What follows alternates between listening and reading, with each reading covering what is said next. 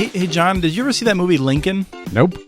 I didn't either. There was not enough explosions. It's on my list, but things that blow up or have a lot of jokes get to the top of my list faster. I understand that there's a discussion there about the difference between a compass and a map, in that like the compass shows you kind of what direction you want to go in, but a map will actually give you a better sense of how to get to your destination, shows you where the swamps are and things like that. I kind of feel like your work in energy is related to that, because you're trying to get to a spot and you're looking for the best way to get there, and it's not just marching in one direction and shouting at everyone about climate change. How would you describe what you do? I think what we are doing is trying to open up as many possible avenues for local solutions to the energy economy, and that we're looking at that from many different perspectives, whether that's simple policies to make it easier for folks to afford putting up solar on their own roof, to more complicated fights like trying to break up utility monopolies that use their political power at the state and the federal level to make it more difficult.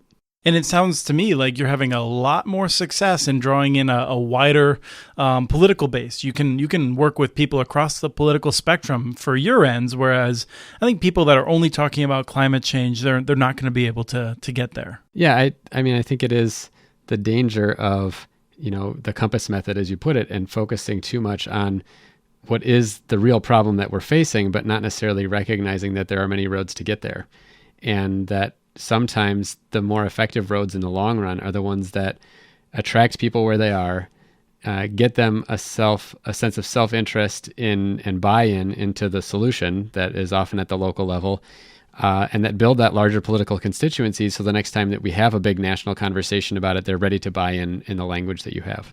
Great. Let's talk about this with someone who's been doing it for quite some time. Sounds like a plan. We're now going to bring on Debbie Dooley, the president of Conservatives for Energy Freedom and the Green Tea Coalition. Welcome to the show. Well, thank you guys for having me on the show and allowing me the opportunity to get my message out. Well, absolutely. We're excited to learn more about that message. But as we get into it, perhaps the first question would be, what exactly is the Green Tea Coalition?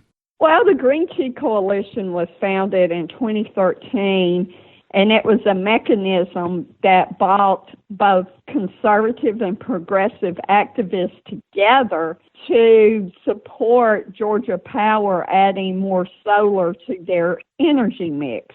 And it was made of Tea Party activists and Sierra Club activists. And we were very successful in that endeavor. So you sort of alluded to this already, Debbie. And by the way, this is John. And hello, it's great to talk to you. Hey, John. What motivated you to start the Green Tea Coalition? And, you mentioned that it was about getting Georgia Power to do more with solar, but also to start the organization Conservatives for Energy Freedom. And I'm also interested in how you see that mission aligning with the work that we do at ILSR that we're calling Building Local Power. Well, I was motivated to educate conservatives and other people about solar and renewable energy. I started Conservatives for Energy Freedom as a mechanism to the audience was specifically conservatives and Republicans, to give them the correct information about clean energy, about solar, because they have been given so much false information over the years from groups that were actually funded by monopolies and fossil fuel that did not like the competition from solar and other clean energy. And my mission aligns with building local power, because I think we can be very effective on the local level, local control, energy freedom. There's nothing more local than a private property owner that believes he has the right to control the energy he produces on his private property. The power belongs to the people. Now, you mentioned that one of the goals that you had was correcting misinformation that folks had received about clean energy. Do you feel like conservatives need a different message than liberals about clean energy? Oh, I absolutely do. My dad is a retired Baptist minister, And growing up a preacher's kid, he always used to tell me, you've got to get them in the church in order to hear your message. If the big mistake progressives make is assuming incorrectly that if someone doesn't believe in climate change, then they oppose clean energy. And it is a misconception to believe that. In Georgia, we just passed a third-party PPA bill, which will allow third-party leasing and sales of solar panels. And it passed the Georgia legislature with 100% support from legislators of both parties. It was championed by Republican legislators, and it was with the message of energy choice, free market competition.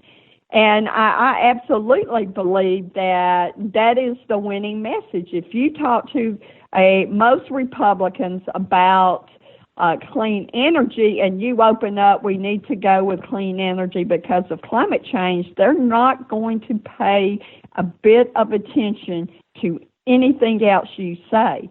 But if you talk about energy choice, private property rights, freedom, innovation, national security, and being good stewards of the environment God gave us, all of a sudden you will have a receptive audience. I live in Atlanta. There's different roads that will take you to your final destination of Atlanta. The road you take is dependent upon where you're coming from.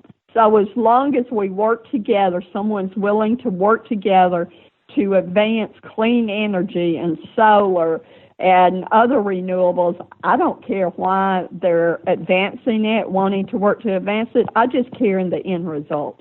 Now, Debbie, I kind of get the impression that when you make this case that it's receptive, obviously, it's received well from folks. I mean, you've been doing it for quite some time. But I'm curious where it stacks up on their, on like, if I'm a conservative person, how interested am I in this relative to other things that I might be really interested in, such as like lowering taxes or healthcare issues? Is this something that when you talk to people, it rises toward the top of their list of interests? No, it is not at the top of their list of interest. It just depends on the timing of talking to them. For example, I was involved in opposing a rape case in the panhandle of Florida in the Pensacola area.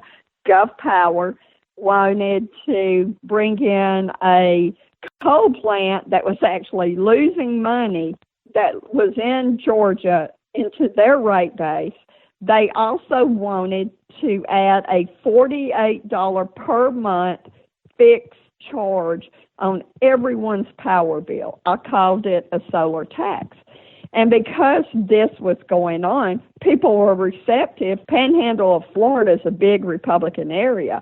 You know, people were interested at that time because of this rate case going on. And at that point, they were interested in it. In Georgia, Georgia Power has a big fiasco with Plant Vogtle and with Westinghouse going bankrupt. People here are very much interested in, in advancing solar. Every conservative that I know believes in energy choice. They don't like these giant monopolies depriving them of the decision of what to do on their private property. They want to be energy independent. If you have a list of 10, it may not rank 1, 2, 3, but it will certainly rank probably 5 or 6 on that list of the top 10 with the right messaging. What do you see? I suspect the answer to this might already be it depends, but do you see a particular opportunity that's very big around renewable energy? And is it at the federal level, is it at the state level, or is it at the local level that we have the greatest opportunity to make progress? Everybody will say and agree that Barack Obama, under his 8 years of his administration, he was very much a pro-clean energy president.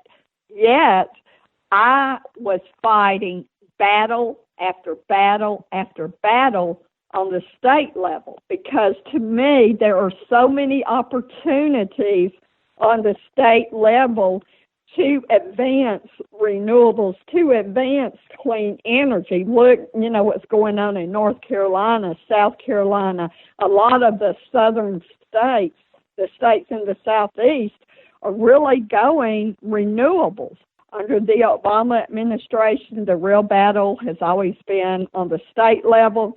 There is no change whatsoever under President Trump. The battle and the opportunities to advance clean energy, the best opportunities, is going to be on the state level, because especially Republicans, they pay attention to a lot of things that happen on the federal level, but it seems like they're much more interested on the state level or the local level, because that impacts their daily lives much more than something on the federal level does.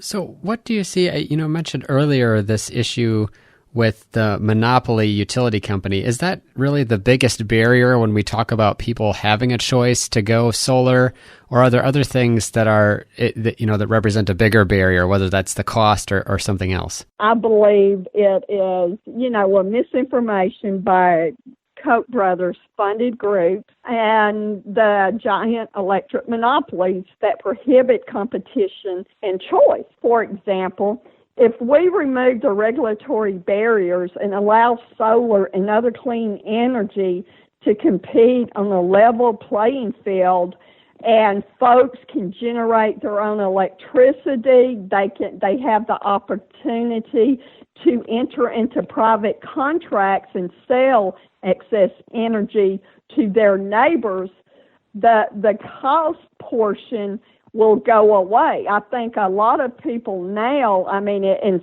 states where you have net metering, where they actually can sell the excess energy, and you have all of that going on, I think you see rooftop solar flourishes. And I think if we remove those regulatory barriers that exist and allow people to control the power they produce on their private property, you allow them to become entrepreneurs and actually make a profit off of it, then I think you'll see, solar and other clean energy to explode in the United States. Cost, yes, I hear a lot of people talking about the cost, upfront cost of rooftop solar. But if you remove those regulatory barriers and allow competition and choice, I think that'll do away with the cost concern. Debbie, you mentioned all this work at the state level, the unanimous support of in Georgia, I believe, is what you were saying. And I focus more on broadband issues. And one of the things that's odd is that we are often working with conservative communities at the local level.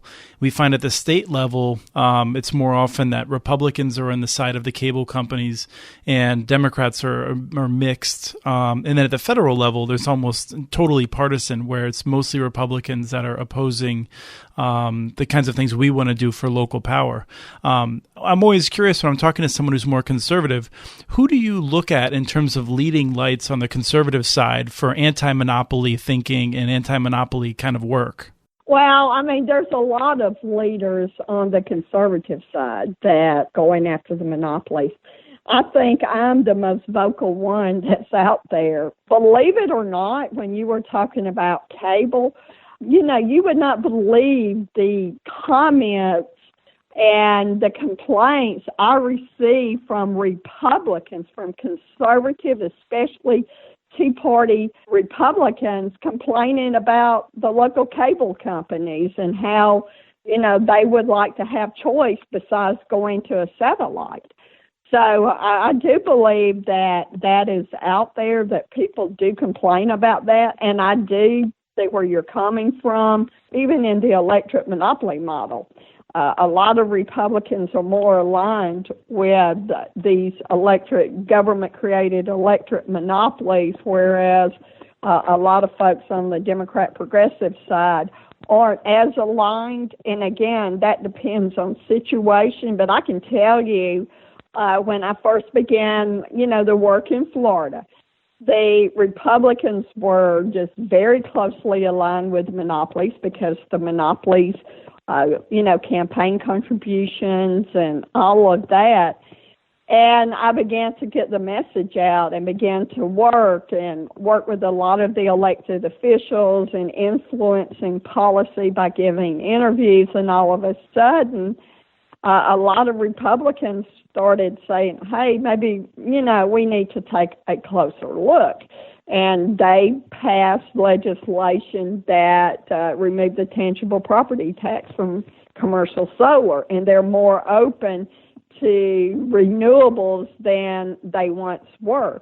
But I will be honest with you. I have seen some Democrats-leaning groups that support monopolies too, and it's because these electric monopolies have a lot of money. They use their utility customers as cash cows, so it's like they have these big money trees.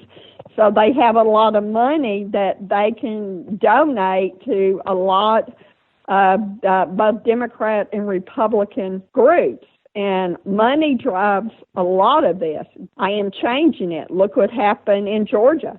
Georgia Power was king forever until nobody ever defeated them, until 2013 when, I formed Green Tea Coalition and partnered with Republicans on the Public Service Commission to go against what Georgia Power wanted and, got them to add more solar to their energy portfolio mix.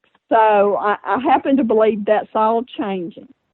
Well, I just want to agree with you before John asks the next question, because that's something that we definitely see. We certainly see progressive groups that people are surprised when they suddenly take a strong position in telecommunications, and an issue they haven't been involved at before, and then you find out that they got a bunch of money from a Comcast or someone like that. So it seems like, I don't want to give the impression that I'm suggesting it's all on one side of the aisle, but I'm always curious, just in terms of very briefly, if there's any authors or media personalities you think get this right at the national level. I don't know a whole lot of folks that are willing to do that. Now, I am sure there's some out there, but, I would look on the libertarian progressive side. I would look in Nevada.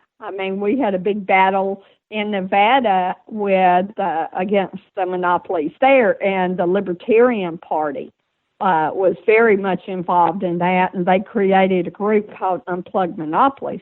So I would look at a John Stossel on Fox Business Network or someone like that. For example, Republican celebrity actor Arnold Schwarzenegger is not fond of monopolies either. Debbie, this is John. I was interested in asking you about kind of one policy you thought that would really make a difference. And you alluded earlier to net metering being something that really helps drive that opportunity for individuals to go solar and get fair compensation. But given this discussion about monopolies, it's certainly an issue that we've faced here in Minnesota as well. A utility company was supposed to get regulatory approval of a power plant, and they went to the legislature and got approval to sort of skip all of the cost analysis. And so I'm curious, is the end result, is the policy that we really want, if we could have a magic wand that would get rid of the monopoly, that would make electricity service more competitive, not just from the economic side of things, but also breaking apart the political power of these utility companies? Oh, I think that would absolutely do that. And I would encourage everyone to actually look at, what Texas has done in regard to their electric utilities.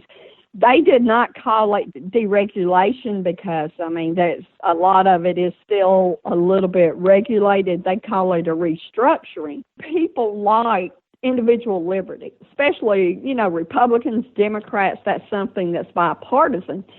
And being able to actually be self-sufficient so you're not reliant on a centralized authority, and you can generate your own power and you can pay for the cost of it by actually selling excess power to your neighbors. then that would be something that I really and truly believe would take off. Look what's going on in Texas. Wind power is very big in Texas. And, so I think that's something that we really need to look at. And another thing that people are increasingly concerned about, there is nothing more prone to a terrorist attack than our centralized power grid. The Federal Energy Regulatory Commission found a few years ago that terrorists would have to take down 9 of the key substations, and it would cause a blackout from coast to coast that would last weeks. If we move to a rooftop solar kind of decentralized power structure, that would help protect us against such a devastating impact of our centralized power grid going down. I fully believe that solar is a national security issue. So, Debbie, where do you see the opportunities for bipartisan action, given your success in Georgia and other places? And I'm curious, too, if Donald Trump's election has changed the nature of the work trying to work across party lines. Well, I see there's a lot of opportunity. These battles in Florida, we have a bipartisan coalition in Florida. We work together to try to advance solar based on free market competition and choice. We work with, in Florida, one of the partners on the left that I'm very close to and work with is Self-Reliance for Clean Energy, Dr. Stephen Smith. Steve gets it. He understands that the message has to be different when you're trying to reach Republicans than when you're trying to reach progressives. We've been working together, I believe it's since really 2014, and we have a great working relationship together. We came together in Florida. The monopolies put a referendum on the Florida ballot that would just increase their power and would have really hurt solar. It would have given them even more power to kill solar. And it was masquerading as a pro-solar ballot. Well, left and right came together. Election night, I was in the Tampa area. We all flew down to see if we were able to defeat it. And on election night, Democrats and Republicans, conservatives and progressives came together to actually watch the local election returns in Florida to see if we were able to defeat the referendum that these electric monopolies had spent over $20 million on to pass. We were able to defeat that. We celebrated. We had champagne. And then through parts of the night, all of the Democrats were, basically on one side of the room in one section watching the presidential election returns, and the Republicans in the coalition were on the other side, seeing if Donald Trump would win. We respected each other's differences, and we would joke with each other. In Georgia, the coalition has been bipartisan. In Nevada, it's been a bipartisan coalition, and the key to that is being able to come together and respect each other's differences. We don't talk about issues we don't agree on. That's a taboo subject. And that's the key, because fighting for renewables and fighting these electric monopolies and fossil fuel interests is a David versus Goliath battle. So we're much more successful, it has been my experience, when we find a way to work together on issues we agree on. As far as Donald Trump's election, it has really not changed my work one bit, with the exception that I get a lot of news interviews because they know I'm a Trump supporter. You mentioned just one thing I wanted to follow up on very briefly, and that's you agree with people that you have different political views from to not discuss the issues that you disagree on. Is that just when you're sort of in the meeting talking about the issue? Do you ever go out for drinks afterward and then you can just have debates and kind of let your hair down, or is it really that you just try to avoid talking about these issues at all? Well, Well, we avoid talking about the issues, but we do socialize. I mean, here in Georgia, a friend, Colleen Kiernan, used to be executive director of Sierra Club. We would meet for lunch or have drinks and I would always go to Sierra Club's Christmas parties and all that, but we did not we avoided topics that we disagreed on because we knew that was counterproductive and we would not change each other's minds. Now in Florida, I mean, some of the great, people that I've worked with on the front lines and stuff like that, fighting these battles in Florida, I mean, we'll joke. I mean, they'll laugh and call me a tree hugger because that's what a lot of these Koch-funded groups used to call me when I first became a very strong advocate for solar. But it's best to avoid the topic because it will be divisive, and it's better to focus your energy on issues you agree on or talk about movies or personal things, but stay away from the topic of politics. I find it funny that you'd be called the tree hugger for supporting solar, considering trees are one of the biggest challenges for solar. They're kind of enemies in a lot of ways. And I wanted to emphasize what you said. I found myself in Lafayette, Louisiana, which is a very conservative city, who had a mayor at the time that I tremendously admire. And I was having dinner with very close friends of his who have political ideas that are very much in opposition. And I said, what happens when politics comes up? And they looked at me and they said, why would we ever talk about politics? So I agree. Right. And I just think it's worth noting. I mean, we're told by national media that we're such a polarized society, but it's worth remembering that there are a lot of people that manage human relationships without having arguments that are like political and divisive. So I just wanted to highlight that. Can I ask you as a final question, do you have any recommended books or articles that are anyone that's been enjoying our conversation should read? I've written articles for the UK Guardian that talks about my solar beliefs. Those are actually articles. There's a video.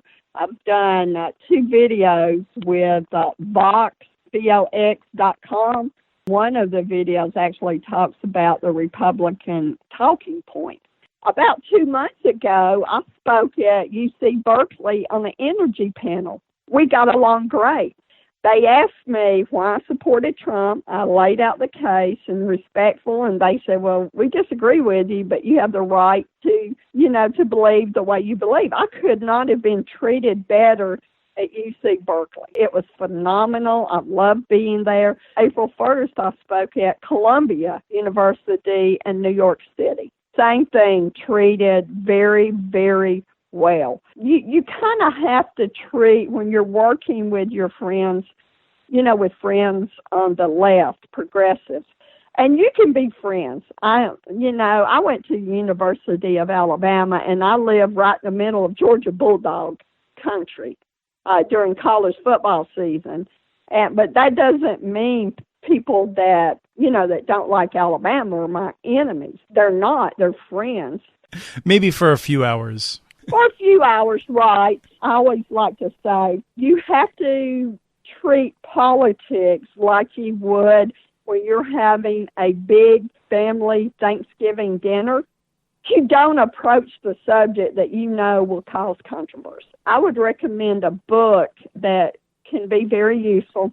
It's called America, the Owner's Manual, and How to Beat City Hall. I mentioned in the first part of it, it was written by former Democratic governor and senator from Florida, Bob Graham. He's a great guy. And that's something that's really instructive, that will tell you how you can put your differences aside and work with people across the aisle. It's okay to bring up issues, to say, hey, how do you feel about this issue and about that issue? And when we do, we find that the left and right have a lot more in common than just energy. For example, the Trans-Pacific Partnership Agreement. I work with my friends in the labor union to oppose that. You have teachers unions are working with, in many states, working with conservatives to stop Common Core. So a lot of this is already being done. In Georgia, I've worked with groups on the left, formed a coalition to stop an anti-union bill that was backed by the Chamber of Commerce. I work with a lot of the same groups to oppose taxpayer funding of a sports stadium. So there's a lot of opportunity that's out there. You just really have to be respectful and really don't discuss issues you don't agree on, and you'll be much more successful. Well, thank you so much for your time and all of the work you've spent in all these years organizing for local power. Well, thank you, and it is an honor that you asked me to be on your podcast. You guys are great. Thanks so much, Debbie. Great talking to you. That was Debbie Dooley, president of Conservatives for Energy Freedom and the Green Tea Coalition, joining John Farrell from our Energy Democracy Initiative and Christopher Mitchell from the Community Broadband Networks Initiative. This was episode 24 of the Building Local Power podcast. Learn more about Debbie's organization at energyfreedomusa.org. Also, both organizations have a presence on Facebook. Subscribe to this podcast and our other podcasts, Local Energy Rules and Community Broadband Bits, on Apple Podcasts, Stitcher, or wherever else you get your podcasts. You can also sign up for our monthly newsletter at ilsr.org. Thanks to Dysfunction Owl for the music, licensed through Creative Commons. The song is Funk Interlude.